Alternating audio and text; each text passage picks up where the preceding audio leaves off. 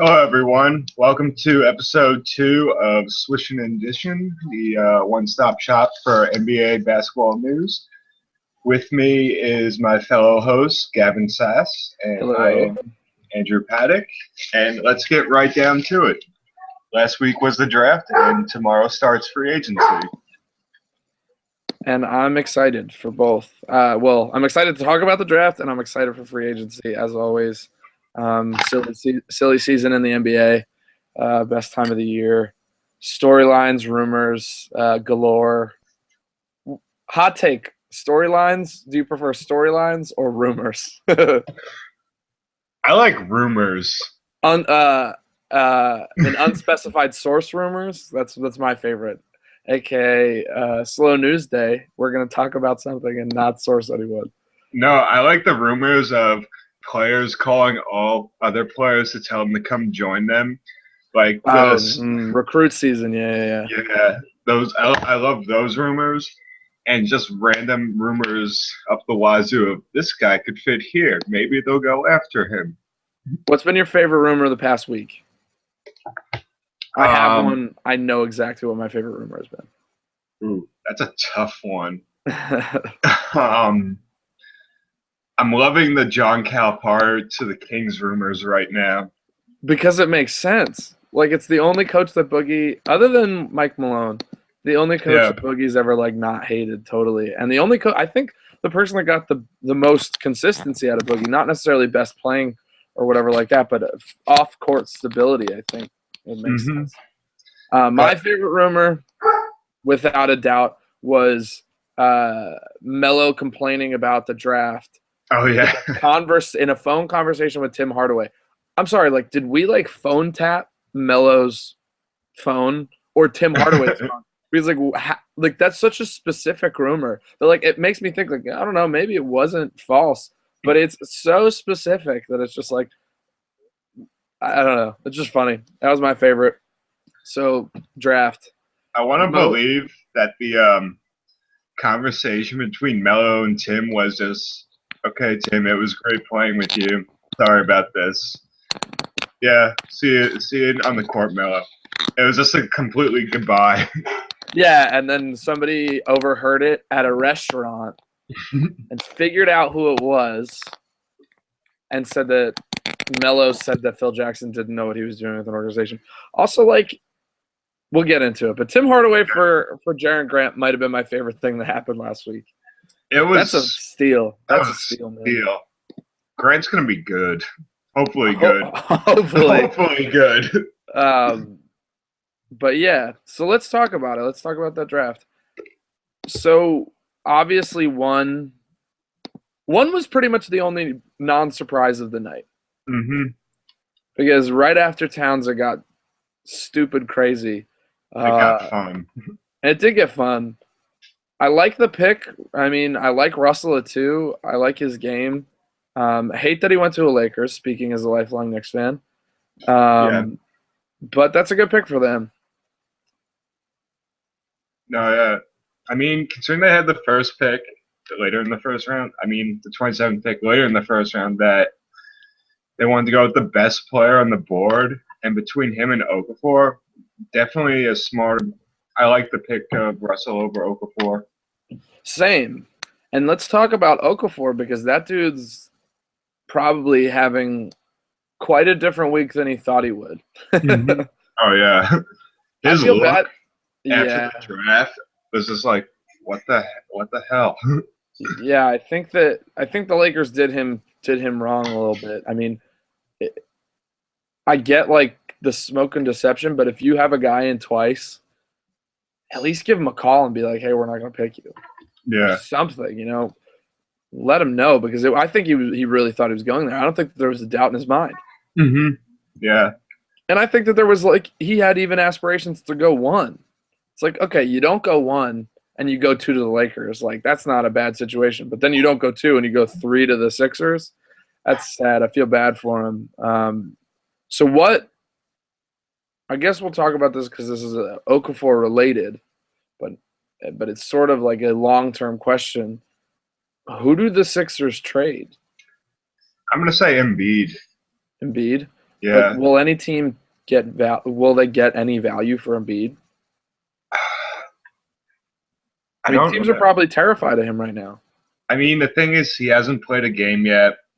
He's been hurt. Yeah. We know what Nerlens can do, and we know what Okafor can do because we've seen them play. I mean, Okafor, Duke, Nerlens played last year in the NBA. Yeah. And was really good. And I think they're actually the Yeah. perfect complement to each other. I mean, as far as Nerlens is not a great offensive player and Okafor's not a great defensive player, I'm Hmm. not sure that there's a lot of space going on there. No, it would Um, definitely be there'd be no space whatsoever between the two. but I mean, if Okafor's getting doubled, can Nerlens score pretty much by himself? I think he probably can. He could probably hold his own. Because Okafor's a good passer, too. Yeah, I'm interested to see how they play together. Is Okafor going to play Summer League? Probably, right? yeah, I would assume so. Yeah. Um, so yeah, I think that you have to trade Embiid, but I think that the only people that I mean, like I did ask the question, but I guess the only people that really have any idea is the Sixers because they're the only team that knows what Embiid looks like. And I mean, Hmm. I mean, I don't know what the deal is if you can like film a player, um, and then send it to a team. If you could film a workout and send it to a team and be like, no, look, he's fine. Uh, Yeah, but maybe they can. I don't really know what they could probably do it under the table. And no one would ever find out. I mean, I think that there's teams out there that would go for him on sort of take a flyer, give up two nickels for possibly a dime. Um, but I think that the offers would be strange, especially because people know that they have to get teams into a bidding war to trade any of those guys because yeah. teams know that they can't play all three at the same time, and unless they think that one of them is a backup level player, and they're just gonna also like, are they gonna tank next year? I don't know.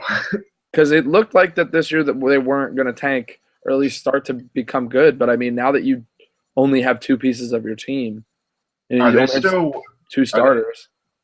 are they still working on the timetable of Sarge coming over still, or did the drafting of Okafor change that at all? I mean, now it's like you can't play those three guys together either. So Yeah. now it's like now they might be looking to wheel and deal some more players.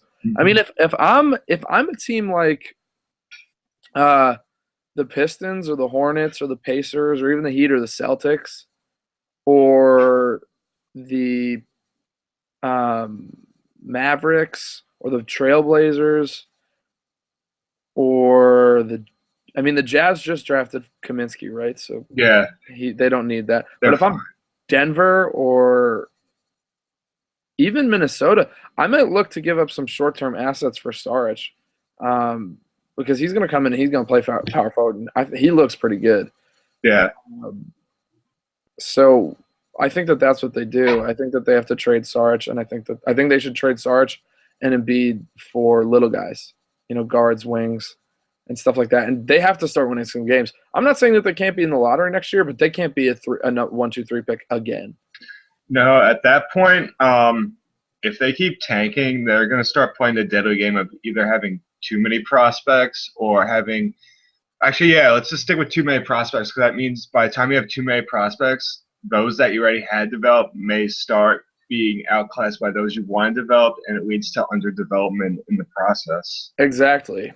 I think that It's a no-win situation whatsoever. I think that they should have sniffed out as many deals for Okafor on draft Yeah. night as possible because there's teams that he makes sense for that probably thought that the Lakers were going to get him and never think of trading him. Hmm. But I do think that there were teams that I mean, like if you put Okafor next to Nurkic in Denver, do you trade Moutier for Moutier and somebody else that's young on the? Do you trade the 7 for the 3 if you're Philly if you think that you can get a player and maybe an asset, a future rounder for something? On the day of the draft? Yeah, day of the draft. Yeah, I would do that. I think I would too. I'm not sure Yeah. though. Get They're an some. enigma. They're either gonna be. This is gonna be Hinky's last job, or they're gonna be in the playoffs so suddenly that no one's gonna see it coming. like the Houston Astros this year in baseball. No one saw it. Yeah, I mean, like it happens in sports, and that's what's going to happen. They're going to Yeah. get randomly good, and they're just going to be like a superpower, and they're going to be in the playoffs every year. Or Sam Hinkie will get fired, and they'll blow up the team. And I honestly think that like they've drafted good talent. It's just you've only drafted big men. Yeah, we With don't all know your where they're going to go with that. exactly. So, and I think that there's a chance that some of the smaller guys could develop into starting caliber players, but they're an enigma. I'm actually curious, speaking of Hinkie, on the day of the draft, how much of his scouting and preparation for the draft was for Russell and how much was it for everyone else, just in case Russell was taken, which he was. Yeah, I wonder if Okafor was their contingency plan. Yeah. Like, or I wonder if that they kind of just. I would assume that because it's Hinkie, he probably, over the past months, probably went through every player 1 through 60 to decide who he was going to take at 3, and probably players that didn't even get drafted. But didn't they also draft a big man that they traded the rights to the Knicks too? Yeah, right. They drafted a center. I'm pretty sure they did with their early second round pick. I think so. Yeah, Mario Hazon, whatever his name was, Guillermo something. But yeah, so it's good for them, I guess. They're an enigma. They're impossible to talk about. Whatever we say, Sam Hinkie will hear this podcast. He listens to everything. He's always on the computer. Sam, if you're out there, first off, good luck this season. Second off, hopefully the redecorations in the bunker are going great. And please tell us what you're doing. We can get a better idea of how to judge the 76ers. Yeah, he's gonna probably. I hope he writes a book one day, and we can find out what he's been doing for the past 3 years. So now we got to talk the big guy, Porzingis. Kristaps, Dirk 2.0. For the listeners, Andrew and I were together watching the draft. We were at a bar in the Bronx, and the second that Kristaps got drafted, everyone in the bar that was watching the draft just audible groan. Everybody at Barclays Center audible groan, and I groaned, but I think I've regressed on it. As I've been doing for years with the Knicks, I've talked myself into Kristaps Porzingis. Because every year I'm like, the Knicks need to start worrying about their future. And I guess this is the pick this is them worrying about their future. My reasoning for I actually, 2 days after the draft, actually post weekend when I got home and started thinking about the NBA again, logic behind picking Porzingis actually makes sense. Is that the Knicks are 2 years away. Well, actually, no, better yet. Phil Jackson says he's going to remain with the team for 2 more years. Porzingis' development is going to take about 2 years. So, in a sense, Phil Jackson is going to work with this and start building the team around it as he develops. It also gives him a really good timeline. Like, oh, I'll be with the team for 2 more years. And if this guy doesn't develop in 3 years, it's not my problem anymore. I don't love the pick, but I wouldn't be surprised if in 5 years I was like, wow, you were crazy for not liking that pick. And in 5 years, I wouldn't be crazy if Kristaps Porzingis was Andrea Bargnani. We'll have to see. I do like their moves with Jaren Grant. I love that. Hardaway for Jaren Grant. That's a steal. That was so beautiful. Because Jaren Grant, he could be. I think he's a starting caliber NBA player. I think he will start this season. I think he will too, just because the Knicks have no one. But we'll see. There's with Langston Galloway, Grant, Cleanthony Early, and Greek Freak's brother.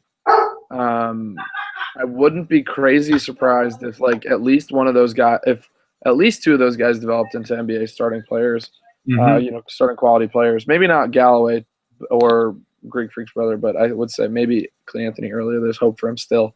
If he can play at least half as well as he played at Wichita State. So, what do you think the Knicks? We'll talk about the Knicks free agency after we finish the draft, I guess. Yeah.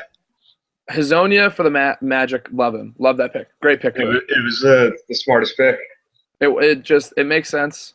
If they took Winslow, that would have made a little bit of sense, but there's literally no jump shot in that backcourt. No, they needed that. They needed Hazonia in that backcourt. And if they strike out on Hazonia, you know what? That's not too bad. Mm-hmm. Also, I want to just go back briefly to the conversation we had on draft night about the Magic calling Hazonia that day. Hey, Mario, you're going to take all the shots for us. Thanks. Oh, yeah. Bye. No, Mario, I'm not sure you heard us. You're taking every shot. All the shots. Literally all the – you heard some shots, to quote the great Ron Swanson. I mean all of the shots. They're honestly a very intriguing young team that's like they could be in the playoffs next year or they could be in the lottery next year, and we'll just have to wait and see. I think they're a year away. I think they're a year away from playoff contention, but let's talk about the East. It's the East. Nothing would surprise me. I wouldn't be surprised if 3 of the teams in the playoffs this year in the East dropped out of the playoffs. Like, that would not surprise me at all. But we'll see. I mean, in theory, the Magic only have to play 500 ball to get a decent seed in the East anyway. 500 ball is literally Milwaukee, and they were the 6. Yeah. You know? So like in theory, 500 ball in the West gets you literally. I mean, no team in the West is 500, but 500 ball in the West doesn't even get you into the playoffs. It literally separates you between 9 and 10, which is pretty sad. Mm-hmm. But I like the pick, and I think that they maybe could sort of try to underachieve next year, get a higher draft pick, and then they'd have a really young, really good core of high picks. Maybe they'll pull a wait and see to see how the draft field falls next year, and also how they're doing like mid-season. Yeah, I could see some phantom injuries coming up next year around All-Star break. If there's some good college players that would fit a need that are projected to go higher, I could see some Oladipo, Hazonia, and Elfrid Payton all get ankle injuries in subsequent weeks. Coach's decision did not play a lot of those. So I guess this is where one of the other bigger surprises were in the draft. Cauley-Stein going at 6 right after that report came out. Multiple sources, but obviously promoted by the mothership. ESPN all day was talking about how Willie Cauley-Stein was scaring off teams with his bad bum ankle or something like that. What if it was smoke and mirrors? It might have been. I could very well see the Kings that someone, but didn't the Pacers medical staff like give him a red flag? Supposedly they did, but after looking at that source again, it turns out it was a bunk source. Interesting. So maybe the Kings just let that out, and maybe he has literally no problem with his ankle at all. Mm-hmm. But I like that pick for them too. But the interesting thing is that DeMarcus has been playing center. Yeah. So I guess they had a conversation with him like, hey, we're going to move you back to power forward. And Cauley-Stein's going to play center, or unless – I mean, it doesn't really matter. It really doesn't. But the thing that I think does matter is if you start them together, that means Rudy Gay's playing the 3. Yeah. Instead of the 4. And I actually think that going small ball with DeMarcus at the 5 – not that DeMarcus is undersized. Oh, it's weird that I'm calling him DeMarcus. It's Boogie. Yeah, it's Boogie. He would get mad. Hey, sorry, Boogie. I know that Boogie's also listening. It's okay. And I saw someone call him DMC recently. DMC, I do like DMC because you get the Run DMC reference. But maybe he hates Run DMC. Maybe he's more of a Tribe Called Quest guy. That sounds Boogie, more right. if you're listening, let us know if you're a Tribe Called Quest guy or a Run DMC guy. But I do think that running small ball with Boogie at the 5 and giving him more space might work. Cauley Stein really can't hit an outside shot. No. So it eats up some of his space. And it's easier to double team him for the same purposes that it's now easier to double team Okafor because that other big defender is inside the arc anyway because he's defending Nerlens. Mm-hmm. Now this guy's going to be defending Cauley Stein. It's easier to switch over onto Boogie. But the good thing is that Cauley Stein did hit a lot of open shots towards the stretch of the college season when Towns was getting doubled. So I guess that's good news there. But it does also seem like kind of a if we do have to trade Boogie now, at least we have a center kind of move. So we'll keep our eyes out for that. Definitely plays into the ongoing saga of the Sacramento Kings for sure. Yeah, they're yet again in 5 years, in 10 years, we're looking at the end of Boogie Cousins' career, and he's played for 5 teams. That wouldn't surprise me. And if he had just played for the Kings, maybe that wouldn't surprise me too. That probably would surprise me, but at least he looks like he's there for now. And they'll figure out the Carl thing. Maybe it's a non-issue. Maybe at this point they're already gonna fire Carl. Looks like it's heading that way, considering the report coming out that they're hiring lawyers to look at his contract. Yeah, that seems like a bad sign. If I was him, I'd start maybe looking at real estate somewhere and somewhere far away from Sacramento. You could always get his job back with ESPN. Yeah, at this point, probably will be. He probably will. Yeah. So this is where this is in the draft where I started to perk up, and I was like, wait, Moutier and Winslow are both on the table still. Mm-hmm. Maybe that 7 and Nurkic for 4 deal is still on the table, and maybe either Emmanuel Moutier or Justice Winslow is going to the Knicks. And I talked myself into that situation for 5 minutes, and then the Nuggets drafted Emmanuel Mudiay, and I waited to see if they were going to trade him, and it looks like they're not. But it's okay. On tight. It's okay. I guarantee that Ty Lawson's going to probably be out of that team pretty soon anyway. Yeah. Unfortunately. Or fortunately, maybe he wants to leave. I honestly don't know either way. It looks like the Nuggets Moutier is the first step for the Nuggets though in their rebuilding process. Which is not a bad first step. I mean, if he develops into Russell Westbrook, congratulations. Yeah. If he develops into even half of what Russell Westbrook is, that's a good start. So 8, we were both shocked by 8 because – Stanley Johnson. Yeah, because SVG was talking a big talk about best talent available. They're going to go best talent available. Detroit's going to go best talent available. And then you have Justice Winslow sitting there above everybody else. And I think we both consensus agreed that it was going to be Winslow, and then it was Johnson, and we were like, whoa. Yeah. I like the pick for them. I'm not saying I don't like the pick, and Stanley Johnson could be just as good as Justice Winslow, but I don't know how you don't take that guy. Speaking of Justice Winslow, I still want to know what made him fall to 10 so quickly. Maybe teams like knowing who they're going to draft.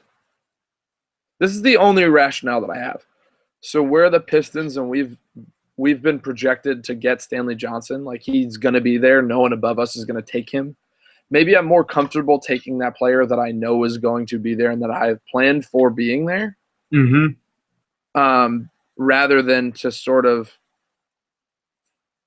change that decision on a dime because 5 minutes before you, somebody takes a player that you didn't expect to take, or 10 minutes before you, Yeah. That's the only really rationale I can think of it, but Winslow at 10 is a steal. And Kaminsky at 9 I thought was a reach. I thought that Stanley Johnson and Frank Kaminsky before Justice Winslow, I thought that that's kind of a reach for both of those players because now they're always going to be, Justice Winslow is going to have him on that list of dudes that got drafted before me that shouldn't have. And it's going to be interesting to see how their careers go, especially Winslow. We'll talk about Winslow. Kaminsky was kind of a surprise, but not really. He makes sense for the Hornets. I like the pick for them. They're kind of an uninteresting team. They're kind of an uninteresting team anyway. Yeah.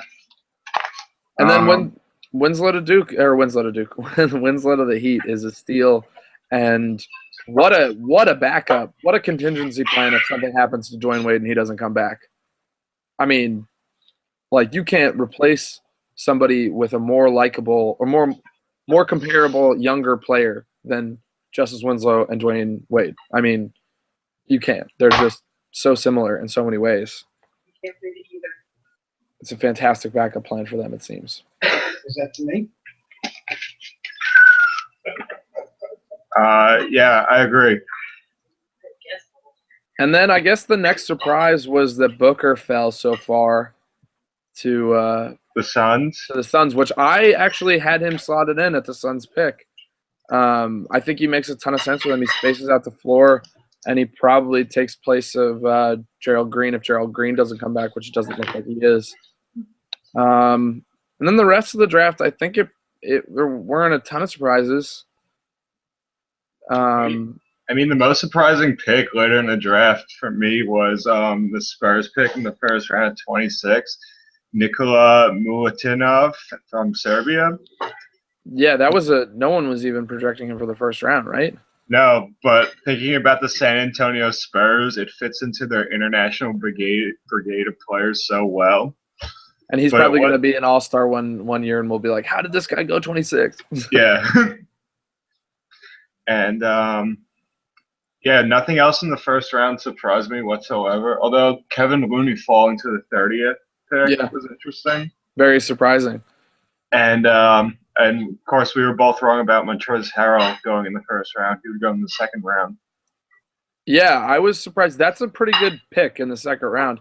Even if that guy only does rebounding well, even if he does nothing else, in the second round to get a guy that you can throw in and guarantee a rebound. And I could see him also developing into – I'm not sure that he's not Kenneth Faried. I'm not sold on that. I'm not sure that he's not Kenneth Faried. Like, if next year you told me that he averaged a double-double, I would not be surprised. I wouldn't be surprised. He seems like he's pretty good. I mean, watching him at Louisville, he definitely has tremendous upside. It's just that we always saw such a one-dimensional aspect of his game that we just don't know what he can do with his potential just yet in fall. Yeah, and we will find out very quickly. Yeah, in the NBA, we see this very quickly, and very rarely are we surprised, especially for guys that played into their junior season. But Kevin Looney at 30 is a steal. Definitely. The other pick that I really liked was Justin Anderson going to the Mavs. That's a great pick at 21. And Bobby Portis going to the Bulls at 22. That's a fantastic pick. Didn't Bobby Portis fall, though? Wasn't he supposed to go around 10 to 15 about? I had him fitting in going to the Pacers at 11. I thought that he was that good that he was going to go to the Pacers at 11. Also, he fits into their mindset. He's athletic and can play defense. Right. I really thought that he was going to go to them. I was pretty shocked that he fell that far. Other than that, I wasn't surprised by a ton of stuff. The Cavs trading away their first-round pick seemed a little weird. Yeah, that was interesting. Also, speaking of weird things or just things that I expected to happen, in the second round, the Nets wasted their draft pick on Patrick Connaughton of Notre Dame. Connaughton. He will never play an NBA game because after he graduated from Notre Dame, he reported back to the Baltimore Orioles. Oh, for baseball? Yeah.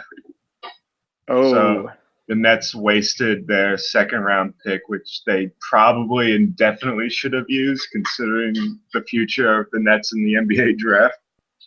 That's the most Nets thing to happen to the Nets. Very.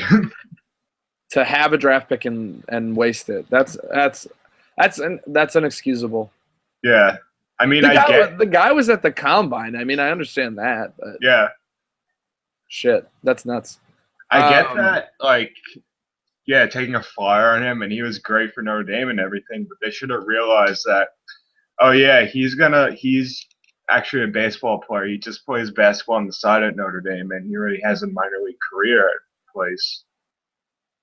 Like, yeah, it's weird. If you're an owner, like, how in the world do you not fire that guy immediately? The guy who said, "Let's take Pat Connaughton." because Billy King. Yeah, I know, but like, that's inexcusable. You have so few draft picks in the next couple of years that like you can't squander that. Yeah, That's they insane. really needed that. They really need that. I think at that point in the board too, there was still a lot of good second round talent that is definitely worth either as depth moves or definitely guys who had some or significant potential. Oh yeah, big time. Yeah. So let's move on to now what teams need to do. And now that we have seen what they've done in the draft, where they need to fill in some stuff. So most difficult offseason for a playoff team in the East, who has it? Who has the most work to do? I'm going to say, well, we're talking Atlanta, Cleveland, Chicago, Toronto, Washington, Milwaukee, Boston, and Brooklyn. Forget Brooklyn. I don't want to talk about the Nets. Yeah, no. We've already done 5 minutes on this. That's too much. Brooklyn gets excluded right away because their situation is so Brooklyn and so Nets that it's not even worth talking about at this point. I'm going to say Boston. Boston has some work to do. Of teams that I like their position going into free agency, I'm very interested in the Bucks position. But right now, the Bucks are like working with house money. I love their situation. If there was a team that I could be the general manager of, I would pick the Bucks because it's like it must be just such a fun job because you're literally you're operating out of like you're working with house money. You weren't supposed to make the playoffs this year. You made the 6th seed. Like I get it's the East. And you have like some really, really fantastic talent, and you pretty much only have one thing to do this summer, which is re-sign Chris Middleton, which should be very easy because he's restricted, so you can match. It's not only that with the house money; it's just that they have so much room to be creative now because of that too. They're like sitting in the right place too. Yeah, and Rashad Vaughn was a good pick. Yeah. For them. And I don't know if they had a second rounder. They had a couple second rounders actually. Norman Powell, a shooting guard. Mm-hmm. So they went shooting guard in the draft, which is interesting. But I like their position just because it must be so much fun for them because they're like we're never gonna get fired. Not really, but they're not on the hot seat, and now the owners in Milwaukee owe them that they had a rebuild and they sped up that rebuild, which is great for them. Also, I want to just say something about Jason Kidd. I thought that when the Nets signed Jason Kidd to that contract, I guess it was like 2 years ago now, I thought that he was never going to be a great coach, and he coached the hell out of that Milwaukee team, so good for him. Yeah. I mean, at this point, basically the Bucks general manager is like, hey, guys, let's make Milwaukee the place to be. Yeah. Now LaMarcus Aldridge is having a meeting with them, right? Imagine. Imagine. Wait, I think I wrote. Is he? No way. No way. Really? No, he's not. No. Oh my God, I would be shocked. No, he's not on the list of teams he's meeting with. I would have literally been shocked. That was a joke, and if I had known that he was gonna, if I know that if the Bucks got a meeting with LaMarcus Aldridge, I would just be like, LaMarcus Aldridge must be a really like shy guy. He doesn't want to go to LA. He doesn't want to go to New York. He wants to play in Milwaukee. I've been there for a couple days. It doesn't seem like a place an NBA player would want to be. Um, Well, do you want to hear my theory about LaMarcus Aldridge and his teams that he's meeting with? I would love to. So, aside from the fact that he's looking to sign with another team, my other theory is he is getting tired of the restaurant scene in Portland and just wants to be wined and dined for the next few weeks by going to Los Angeles, Houston, San Antonio, Phoenix, Dallas, Toronto, and New York because he actually wants to write a book of culinary experiences for all the cities. That's a theory. That's definitely a theory. I think that you're not too far off. I think he might be sick. I think he might be sick and tired of all this this free range, organic, fair trade stuff that's going on in Portland. He's going to 3 Texas teams. I think he wants to. I think he wants to get some. I think he wants to get some barbecue in there. He's sick and tired of all the gourmet, gluten-free, flourless cakes, and he wants to get some, molten lava cakes from the South. I think po' boys, fried anything. I think that's what he's doing. I think you're not too far off. Good call. No, good call. I like that theory. That's a good dark horse theory for why LaMarcus Aldridge is traveling to the places that he's traveling. Also, this is what I don't like about LaMarcus Aldridge. We'll talk about him now because he's an exciting free agent that he's a blue chip. He's the free agent pretty much for this offseason. Yeah, Think about it. Yeah, considering that the rest of the guys aren't going to, the people that would be above him are pretty much only LeBron and Gasol, and neither of them guys are going anywhere. Also, if you want to throw in Dwayne Wade becoming a free agent, but I guess we could just talk about that later. Dwayne Wade's biggest name, but I don't.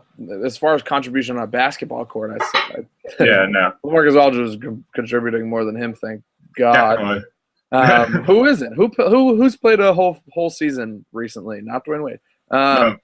But what I don't like is this is rant. This is like semi rant, but I'm gonna do it anyway. What I don't like is the Knicks going to LA to meet with LaMarcus Aldridge. That's weird. Don't you want to bring him to New York, show him the lights? I get that he's living there. I get that he's living in LA and it's easier for him. Yeah. But don't you want to bring him into your facility? Don't you want to bring him into the Garden and be like, this is the most famous arena in the world? Yeah, Staples Center. This is the most famous arena in the world. Maybe they don't want him to talk to James Dolan. Oh no, you tell James Dolan the meetings in LA. But you tell LaMarcus Aldridge the meetings in New York. I mean, I guess it's a far flight. Don't you want him to run into some New York City people and they can be like, LaMarcus Aldridge, we have a long history of basketball. It's a basketball city. It's not a movie city. It's a basketball city. LA, movies, stars, Hollywood.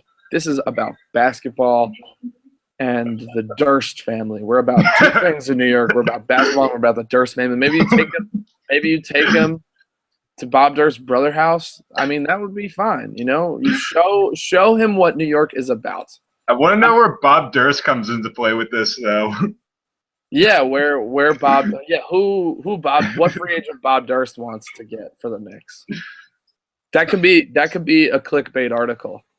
10 players that Bob Durst wants to come to the Knicks in 2015. I think he'll make a killer addition to this team. Now I want to have an NBA show hosted by Bob Durst. Oh God. Bob Durst and his burps. The Low Durst. So, the Low Durst podcast featuring Bob Durst and Zach Lowe. Who do you think's going to sign LaMarcus? I actually seriously think San Antonio is going to do it. I think that, this is where we'll play our little role-playing game. If you are LaMarcus Aldridge, where do you sign? Not best situation, combination of everything. Mm-hmm. Best situation, best food, anything that plays best clubs, I guess. I don't know. I don't know about any clubs anywhere, even in New York, and I live there. Assume where the best clubs are and assume where clubs rank on LaMarcus Aldridge's wish list about cities. And this is all 30 teams. You could go anywhere. Where do you go if you're LaMarcus Aldridge? I mean, if we're basing it off entertainment value, I would go to New York or Los Angeles. But seriously, I do think San Antonio, just based off on the fact that it's not so much the general manager meeting with LMA in these meetings when he goes to meet with the Spurs, it will be the general manager, Pop, Timmy, yeah, and Tony Parker sitting with LaMarcus. maybe Manu too. Who knows? Yeah, Maybe at that point you bring in Kawhi. and Boris Diaw. Well, they might have to get rid of Diaw. Oh my God, They no. might have to get rid of Diaw, Splitter, and Danny Green to make room for LaMarcus Aldridge. Speaking of Danny Green, supposedly the Knicks are trying to get him. He would make so much sense for the Knicks. It's like not Yeah. even funny. He would make so much sense for the Triangle. I mean, if you think you're not going to get any of the main free agents, go after him because he's probably going to be an under-recruited guy. Mm-hmm. He's from Long Island, which is a plus. But yeah, I think that San Antonio they have an interesting pitch for LaMarcus Aldridge. Oh, and the player who supposedly will be on the outs for the Spurs would actually be Patty Mills. Oh, really? Yeah, Oh, that's what not the too bad. rumor is right now. Well, and Tim Duncan resigns for a year, right? Yeah, he's gonna take less too, Duncan. He should take. Well, that's the thing is that he just lost a bunch of money because of shoddy accounting or something like that. Yeah. So he has even more reason to come back. That's really sad too. Seems like a really good guy. Yeah. But yeah, I think that the Spurs are the best basketball situation for him because he could just be the next Tim. He could be Tim Duncan for the last part of his career. Yeah. He could even, and then Tim Duncan could come off the bench for the next 2 years and like torch bench units. It's a great passing of the. Speaking of torching, it's a solid passing of the torch too. Good hopping on that opportunity there for wordplay. Fantastic opportunity. That's what people. That's why Sam Hinkey's gonna like our podcast. Fantastic wordplay. Sam, if you're out there, seriously, contact us. If I am LaMarcus Aldridge, you're not gonna. This is gonna be. Where am I going if I'm LaMarcus Aldridge? He's gonna get mad if I use it. I am signing a deal to play for the Grizzlies. They don't have the cap space, but still, I will sign less money to be in Memphis. Memphis seems like a cool-ass place. He can play with Marc Gasol, and they can be the best front court in basketball of the past 10 years, probably. Mm-hmm. And you get to see Justin Timberlake every game. You could probably have him re-record a song for your ringtone. I mean, the possibilities are endless. LaMarcus Aldridge go to Memphis. Is he even meeting with the Grizzlies? I don't think they have nearly enough cap space to sign him. No. They'd have to not sign Gasol and sign him instead, which would kill the point. They're just so focused on signing Gasol at this point that I think that's all they're going to do this offseason. I think that they're also content. Like, I think that they're content with where they are. Yeah. Like, I think that they think that they're not too far off. I mean, Oh, go ahead. Golden State Warriors for 2 games, and Mike Conley was playing with a friggin' softball for an eye. Yeah. So they're, I mean, you know, the only 2 teams beat the Warriors in 2 games in 6 games. And that was the Grizzlies and the Cavs. So you got to think that you're pretty friggin' close, especially for the Cavs. I mean, but Memphis, I think that they, if they could, they should just try to get into that sweepstakes. Yes. But I don't think they will. I don't think they can. It's not going to happen. I don't think they have nearly enough cap space. I feel like at this point, if once they resign Gasol, basically over all the pieces and go, okay, we have everything in place, everyone's healthy, let's go. I think we could do it. So, do you think that LaMarcus Aldridge signs with San Antonio? Yeah, I'm gonna say yeah. That's my pick, and that's gonna be my lock pick. All right, you think it's a lock? Yeah, I'm gonna say it's a lock. I don't see him going to Dallas. I don't see him going to Phoenix. I don't see him going to. Definitely don't see him going to Toronto. I guess the only outlier is Los Angeles, but I like to San Antonio. I like to prepare myself for the worst in all situations. So I have him going to the Lakers because I hate the Lakers. And I mean, who doesn't hate the Lakers unless you live in LA? Lakers fans. Lakers fans, yeah, Fairweather Lakers fans, which have all but dried up in the past 2 years. But no, I think he's going to go to LA.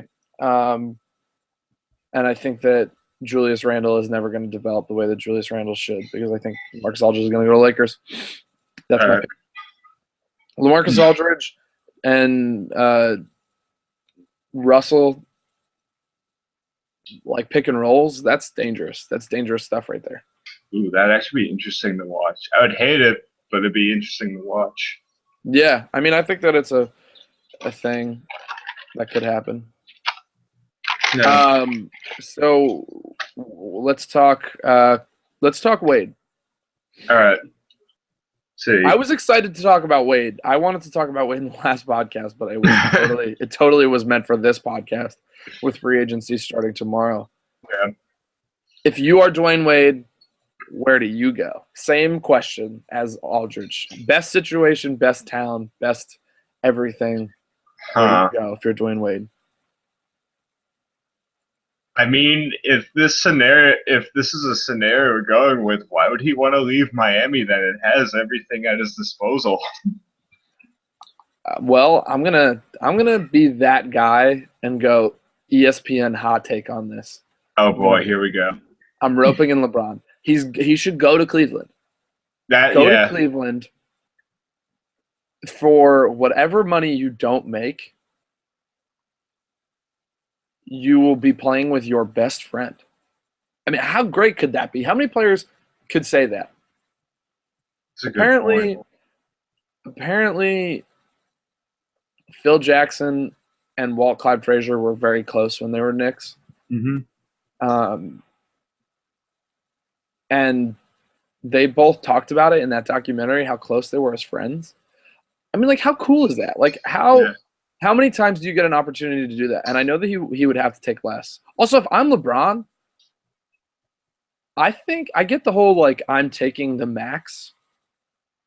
Well, if you could get Wade, would you if you honestly love Wade as much as you do and you're making as much money as you do and you want to win beyond above all things, why don't you just split one max salary with Wade?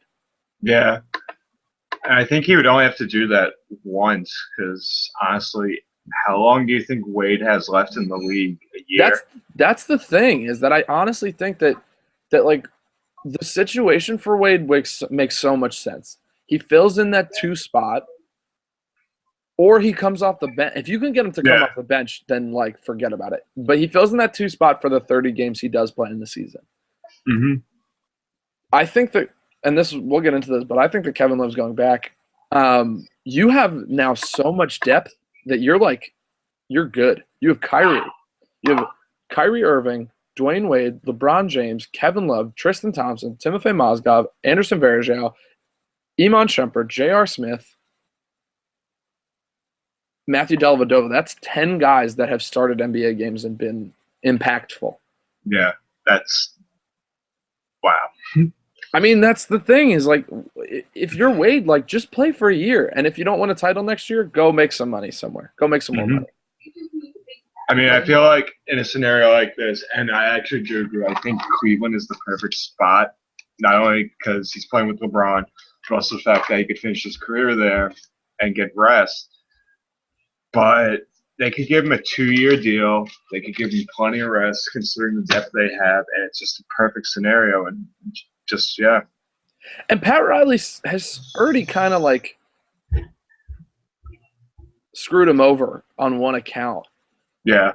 Why should he? Why? I get that you want to play out your career in Miami, but they don't care. They're just a body to you.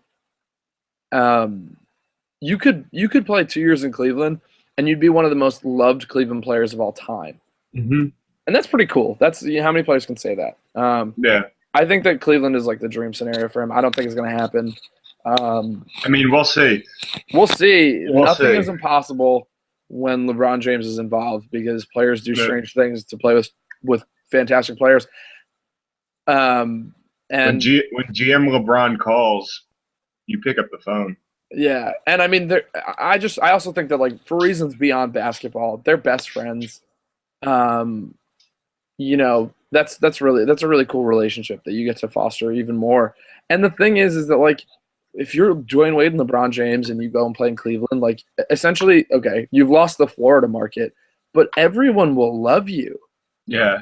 You leave Miami to go play in Cleveland and you're not from there and you haven't played there when you were younger, that's just like that's too good of a story. You'd get 5 30 for 30s made about you in one way or another. Do it for the 30 for 30s, Dwayne, is what we're saying. Dwayne, just do it for that sweet post-retirement ESPN check. Yeah. Oh, he's also, that's the thing, is that Wade is definitely going into broadcasting. He was fantastic during the finals. Yeah, that's already a lock career for his post-retirement. I mean, like, talk about a great guy for that, too. NBA players seem to love him. I don't know any players that are like, no, I don't like Dwayne Wade, except for maybe, like, the current Pacers because they played them so much. The Spurs and the Mavs might not like him either. Lance. Lance definitely doesn't like him. Yeah. But yeah, no, if I'm Dwayne Wade, just go ahead. Sound Cleveland. Just be that guy. Speaking of Wade, real quickly, you know what the name of the episode 2 was? Episode 2. The one that we're recording right now. Oh, the one that we're recording right now. Yeah, of course I do. No, I don't. What is it? Wading into free agency. Wading into free agency. Fantastic play on words. I love it. This is why Sam Hinkie keeps listening to the podcast. Sam, seriously, call us. So now you think that obviously Dwayne Wade is going to be re-signed by Miami? I don't know. Like, so looking at the way that saga is playing out, seriously, everything in the NBA right now is a saga. Yeah. Just looking at the way I feel like he's going to look at free agency, go through it. I know that I said the dream scenario is to him to go back to Miami, finish there, but I honestly do think he's going to seriously not be in a Miami uniform come next season. Oh, this is interesting. 2 questions, and we both disagree. I think that he's going to be back in Miami. I mean, I don't think that they're ever going to win a title with him on that team. I mean, that ship has sailed. That ship has sailed, but I think that he'll come back. I think it's just a. But the thing is that a lot. Like my reason is because he'll always have a job with the Heat. Yeah, seriously, he'll make back that money. Yeah, he'll be like Alonzo Mourning, and he'll make that money that he cut for LeBron. But the thing is he has broadcasting. Yeah. To look forward to, which you can make just as much money in. So like, you've already essentially view that money as you've already lost it, and any money that you're going to make over the rest of your life is going to be for what you do. And he doesn't just seem like a type of like. I honestly think that Alonzo Mourning gets paid to do nothing. That sounds about right. So, like, do you want to do nothing and get paid for it and make that money up, or do you want to make that same money and do something fun like broadcast? Yeah.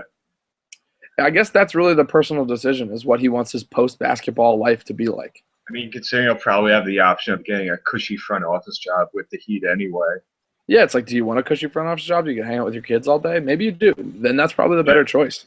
But, I mean, if you want to be involved in the world and be, Magic Johnson, be Magic Johnson, man. Be Shaq. Be Kobe. Be all these guys that have these fantastic post-basketball careers and they stay relevant and they get endorsement money and stuff like that. Like, you could easily make, $100 million more getting endorsement money for the rest of your career because you're visible. But that's just me. I think that they'll re-sign him. I think that they'll end up having he'll pass the torch to Justice Winslow, and that'll be nice for Justice Winslow. Good mentorship too. What? Good mentorship too. Oh yeah, great for. I mean, like, there's no guy. Well, maybe not. Dwayne Wade could be really awful. Like, hey, Justice. No, I know everybody's telling you. You don't need to develop a jump shot, but I never did. And look at me, I won 2 medals. Oh God. Yeah, I don't know. I think it'll be good for them. So I guess we'll talk Love now. Love, I think, is the most intriguing situation. But where do you go if you're Love? Same question. Whole situation, city considered, and everything like that. I'm gonna say he goes back to Cleveland. Yeah, I agree. Yeah. I mean, how do you pass up a chance to play with the best player of the generation, possibly best in the conversation for best all time? Hmm.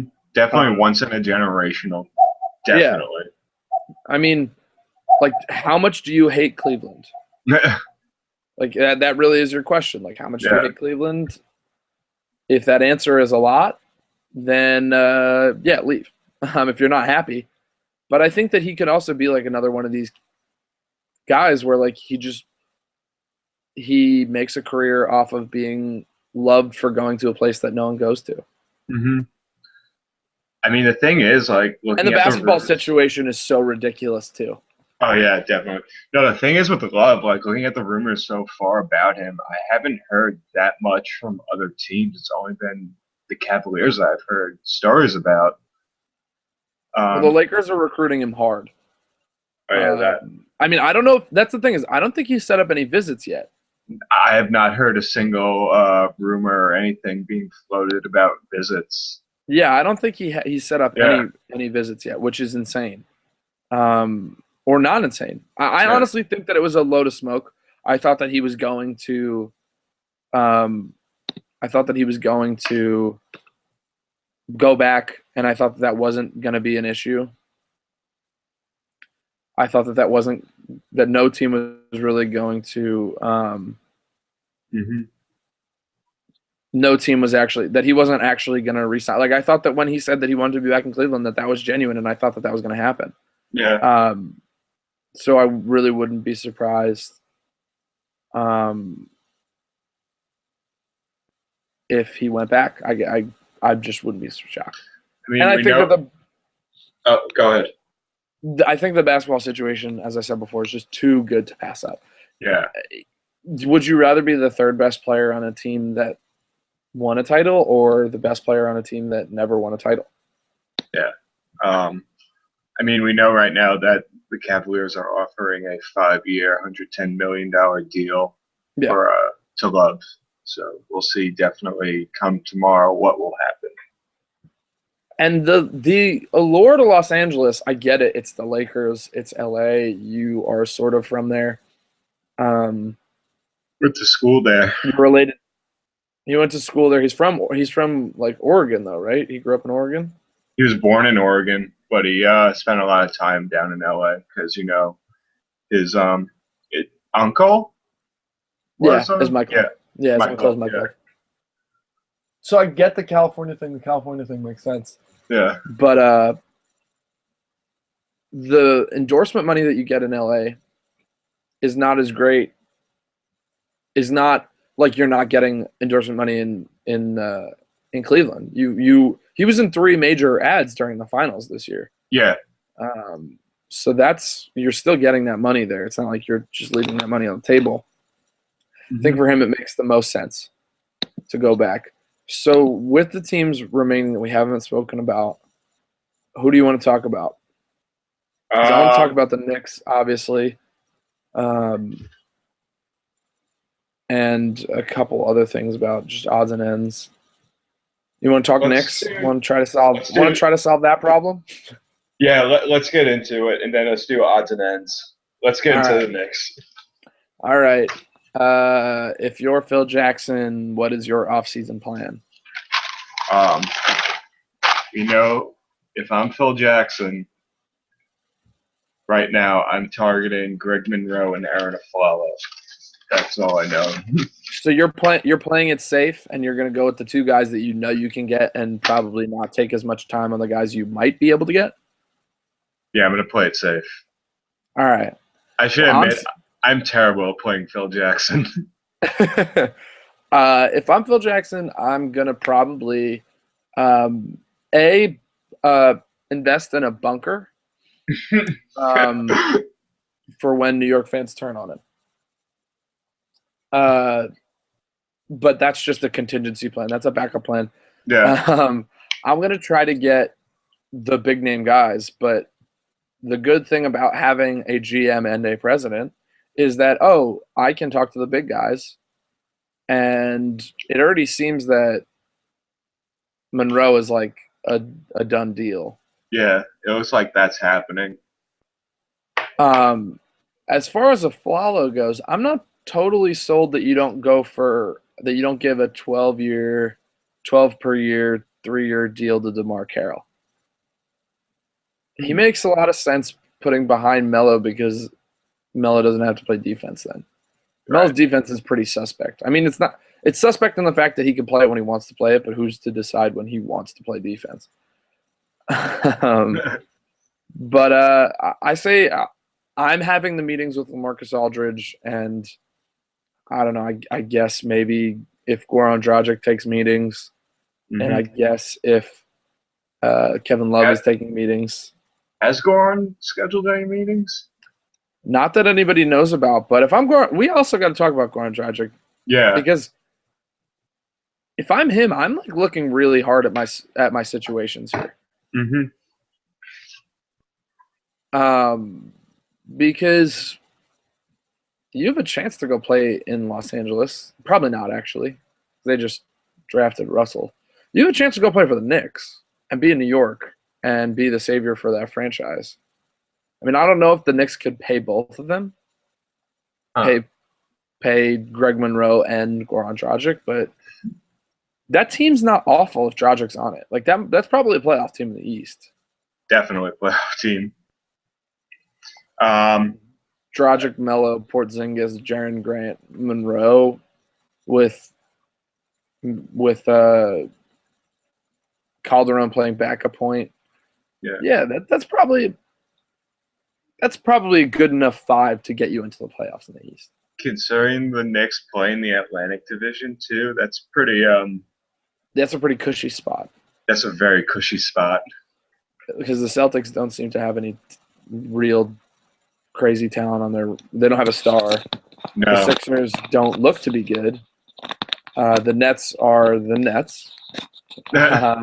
And the Raptors fell apart in possibly the most catastrophic dismantling of a team of the past 10 years, maybe. Speaking of the Raptors real quickly, I love the story day of the draft that, we're trading all of our big talent.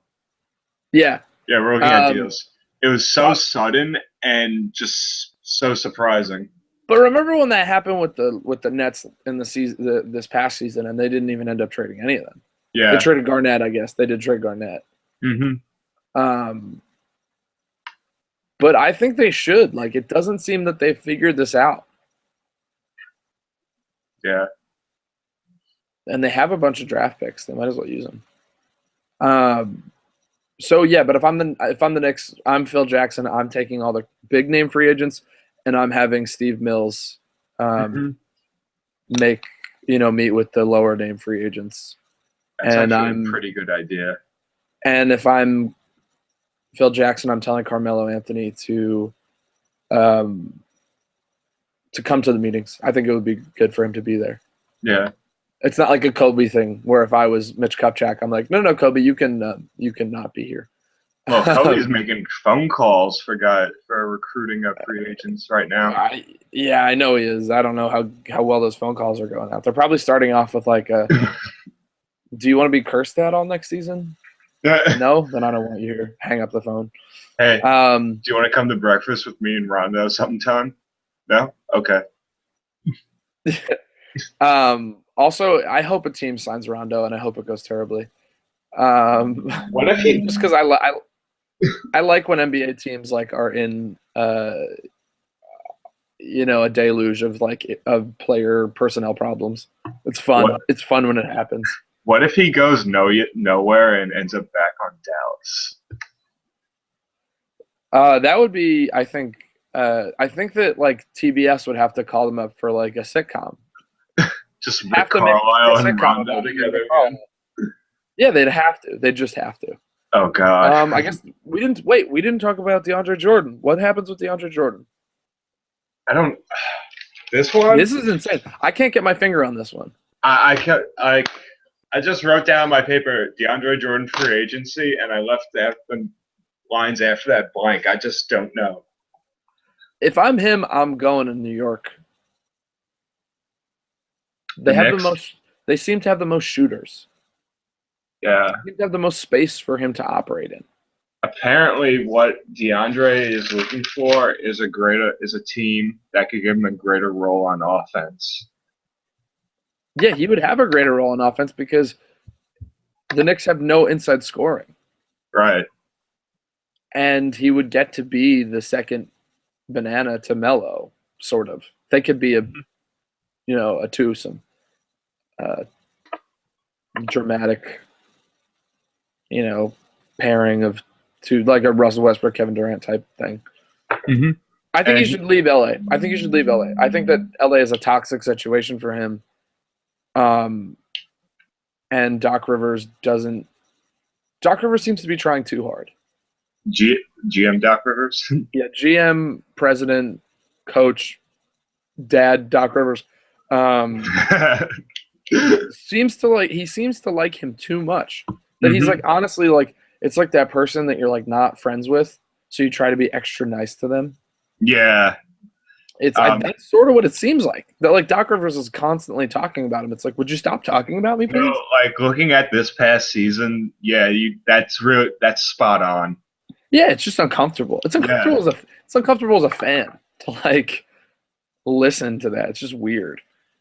He also wants a 4-year deal with an opt-out clause too. After the third, Jordan. Right? Yeah. The Knicks could do that.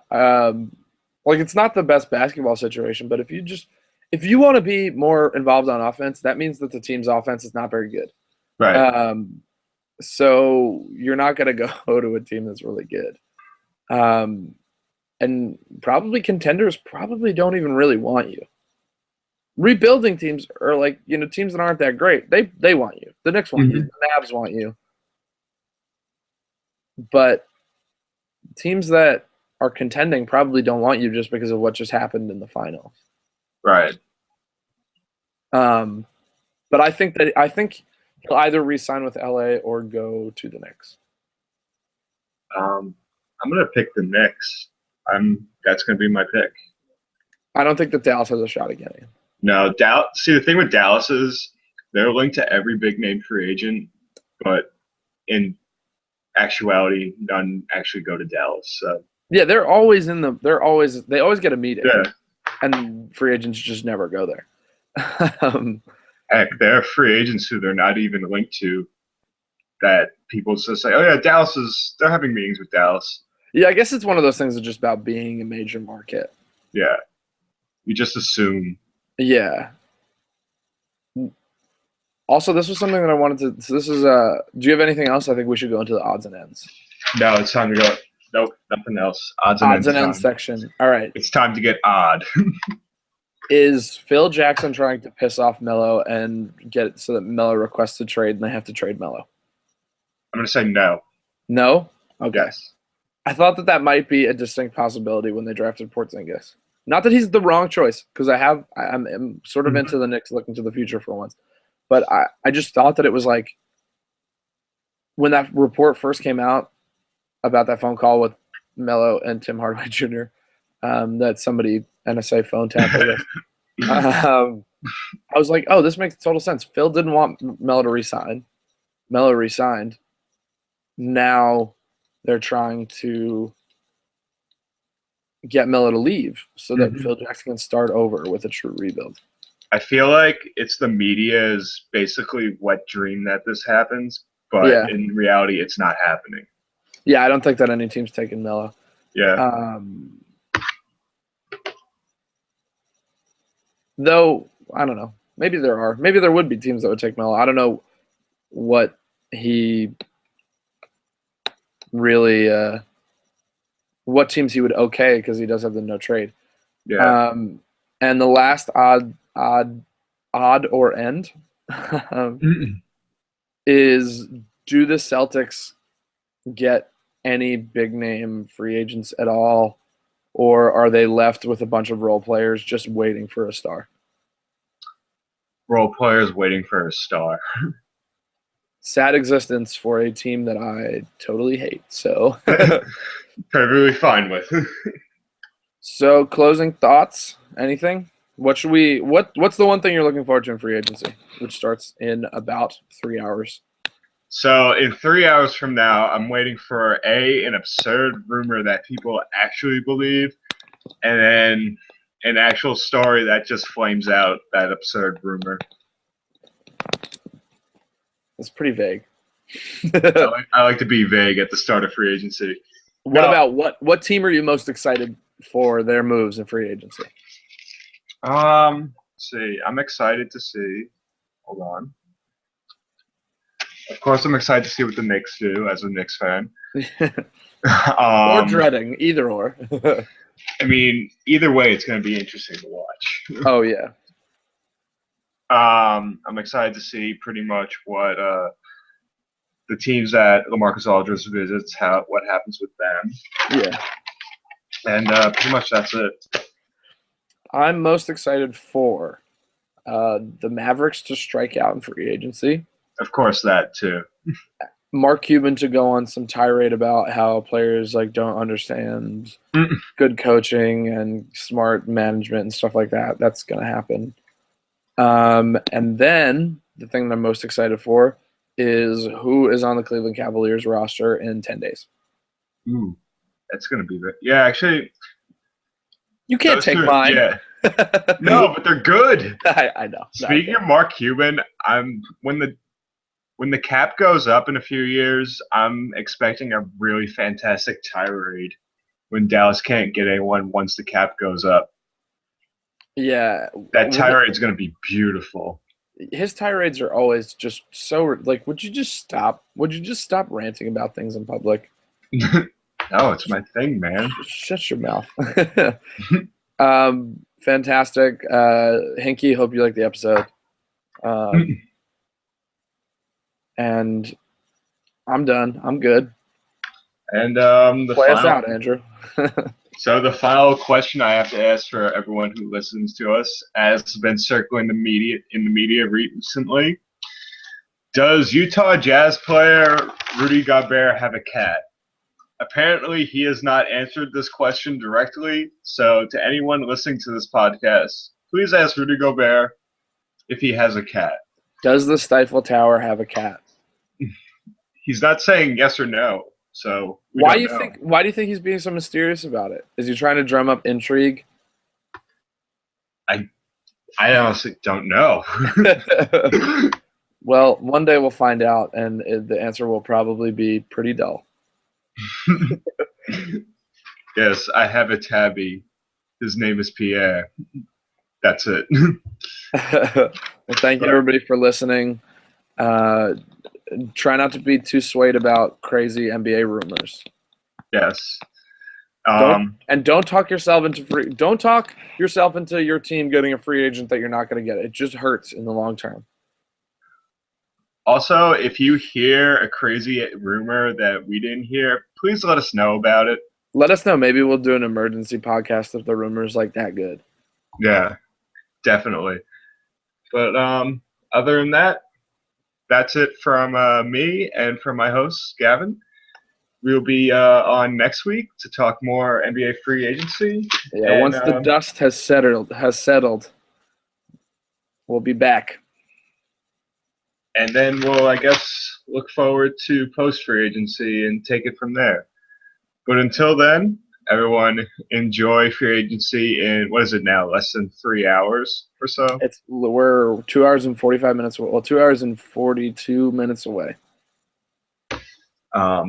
So 2 hours, 40 minutes away from what will be a very interesting free agency session. And, of course, Sam Hinkie, if you're out there listening, and I know you are, give us a line. And that's it from us. So one last shout out. Tristan Thompson, enjoy your max contract money, man. Enjoy it. Spend it wisely, man. I hope you go on some ridiculous vacation like you went on over the All-Star break. You deserve it. Just keep getting them checks, Tristan. Get them checks, Tristan. And so that does it for us. Goodbye, everyone, and until next time.